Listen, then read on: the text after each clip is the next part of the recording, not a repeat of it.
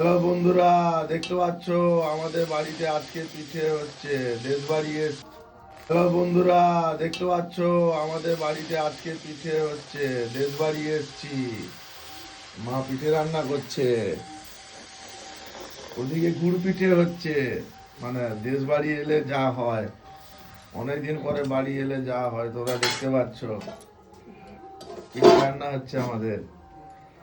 দেশবাড়ি এসছি SI hearing এর জন্য। দুটো পিঠে হয়ে গেছে অলরেডি, তোমরা দেখতে পাচ্ছ। মা রান্না করছে। কাদের কাদের বাড়িতে এরকম পিঠে হয় শীতকালে, ঠান্ডার সময়? অবশ্যই কমেন্ট করে জানাও, অবশ্যই কমেন্ট করে জানাবে। মা পিঠে রান্না করছে।